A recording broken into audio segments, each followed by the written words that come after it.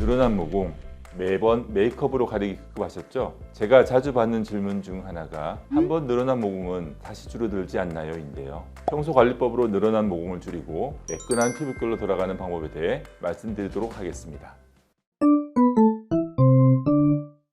안녕하세요. 압구정 로데오에서 동안중심 클리닉을 운영 중인 조창원 원장입니다. 오늘은 늘어난 모공 관리법에 대해서 말씀드리려고 합니다. 제가 자주 받는 질문 중 하나가 한번 늘어난 모공은 다시 줄어들지 않나요? 인데요. 늘어난 모공, 매번 메이크업으로 가리기 급급하셨죠? 오늘은 평소 관리법으로 늘어난 모공을 줄이고 매끈한 피부결로 돌아가는 방법에 대해 말씀드리도록 하겠습니다.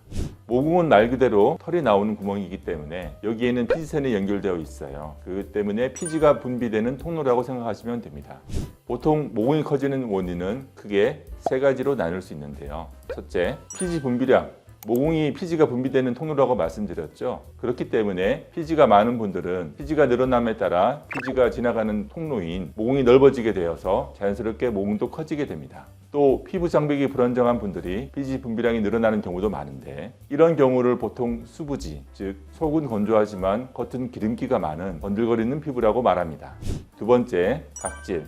피지는 피지샘에서 만들어져서 피부 표면으로 올라와야 하는데, 피부 표면에 묵은 각질이 쌓여 있게 되면 피지의 유분과 노폐물이 모공을 통해 빠져나오지 못하고 쌓이게 되면서 모공을 막아 모공이 넓어질 수 있습니다. 하수도가 막히는 것 같은 거죠. 또 피부의 유수분 밸런스가 깨져서 건조한 모공의 경우에도 피부가 반응성으로 각질이 늘어나서 모공이 막히는, 역시 하수구가 막히는 경우도 생길 수 있으니 주의하셔야 합니다. 세 번째, 피부 노화. 모공을 둘러싸고 있는 피부는 나이가 들면서 점점 약해지면서 탄력도가 떨어지게 됩니다. 그렇게 되면 모공을 조이는 힘이 약해지거나 자연스레 모공도 늘어나서 커져 보이게 되는 거죠. 가끔 어릴 때 다쳐서 생긴 작은 흉터가 커졌다고 하는 경우도 있는데, 이것도 노화로 인해 생기는 현상이라고 생각하시면 될 것 같습니다. 이 세 가지 원인을 통해 어떻게 하면 모공을 줄일 수 있는지 알려드리도록 하겠습니다.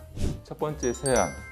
피부 관리의 기본은 올바른 세안입니다. 모공 관리에서도 마찬가지죠. 묵은 각질이 쌓이면 모공이 넓어지기 때문에 세안으로 모공을 깨끗이 씻어 주셔야 하는데요. 속설 중에 처음에 뜨거운 물로 모공을 열어주고 마지막에 찬물로 헹궈서 모공을 닫아줘야 한다는 말이 있는데, 그렇게 하면 오히려 피부가 빨개지고 자극을 많이 받을 수 있기 때문에 꼭 미지근한 물로만 세안해 주시는 걸 권해드립니다. 그리고 폼을 사용해서 한 1분 정도 러빙하는 게 좋습니다. 1분보다 짧으면 노폐물이 다 제거되지 않을 수가 있고요. 또 1분보다 너무 길면 오히려 피부 장벽이 손상될 가능성이 있기 때문에 저는 1분 세안법을 추천합니다. 너무 지나치면 오히려 모공이 넓어지기 때문에 이 점 유의해 주세요.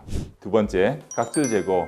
가벼운 세안만으로 묵은 각질이 제거되면 좋을 텐데, 경우에 따라서는 쌓여있는 각질을 제거해야 할 때가 있습니다. 살리실산이라고 하는 바하에 속하는 각질 제거 성분이 있습니다. 우리에게 익숙한 바하 성분은 스크럽과 필링제처럼 물리적으로 각질을 제거하는 것이 아니라 제품 자체만으로 각질을 녹이는 성분인데요. 즉 피부 가장 바깥층의 각질을 제거하고 모공 속 피지를 녹여주는 역할을 하는 겁니다. 아까 죽은 각질이 모공을 막아서 모공이 커지는 원인이 있다고 말씀드렸죠.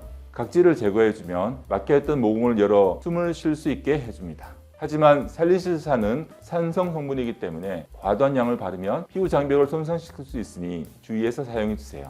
세 번째, 제대로 된 스킨케어.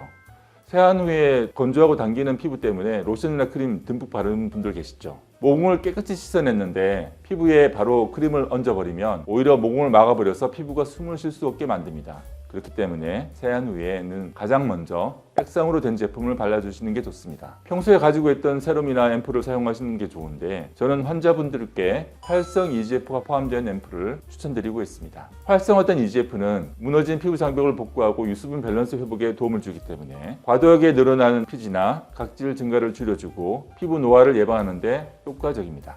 이렇게 앰플이나 세럼을 바를 때도 바르는 방법이 너무 중요합니다. 처음에 앰플을 얼굴에 적당히 떨어뜨리고 손끝으로 누르듯 흡수시켜 주세요.